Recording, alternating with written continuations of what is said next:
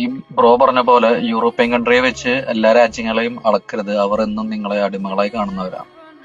അപ്പോൾ ഞാൻ അതിന്റെ ഇടയിൽ ഈ പുള്ളിക്കാരൻ കമന്റ് ഇട്ടപ്പോൾ ഞാൻ അതിന്റെ അടിയിൽ പറഞ്ഞിരുന്നു, ഗൾഫ് കൺട്രീസും നമ്മളെ കാണുന്നതും അതുപോലൊക്കെ തന്നെയാണെന്നാണ് എൻ്റെ ഒരു അറിവ്.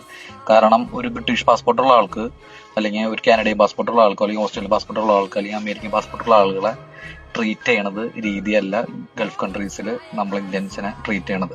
സാലറി രണ്ടുപേർക്കും ഭയങ്കര വ്യത്യാസമാണ്. സെയിം ജോബ്, രണ്ടുപേരുടെയും സാലറി വ്യത്യാസമായിരിക്കും. ഇനി അവർക്ക് സെയിം എഡ്യൂക്കേഷൻ ക്വാളിഫിക്കേഷൻ ആയാൽ പോലും അവർക്കൊരു 25% ഹൈക്ക് ഉണ്ടാവും എന്നാണ് ഞാൻ മനസ്സിലാക്കിയാണ്. അപ്പൊ എന്റെ കൂട്ടുകാരന്മാരൊക്കെ ഗൾഫില് ജോലി ചെയ്യണവര് പറഞ്ഞിട്ടുണ്ട്, എടാ ഇങ്ങനെ അവിടുത്തെ നാഷണൽസിന് അവിടുത്തെ പാസ്പോർട്ടാണ് അവർ ഹോൾഡ് ചെയ്യണമെങ്കിൽ അവർക്ക് സാലറിയിൽ വ്യത്യാസം ഉണ്ടെന്ന്. ഞാൻ ഈ പറയണത് ശരിയാണെന്ന് എനിക്ക് അറിയില്ല. അപ്പോൾ നിങ്ങളുടെ അഭിപ്രായം ഒന്ന് അവിടെ വർക്ക് ചെയ്യണവരുണ്ടെങ്കിൽ ഒന്ന് കമന്റ് ചെയ്യണേ.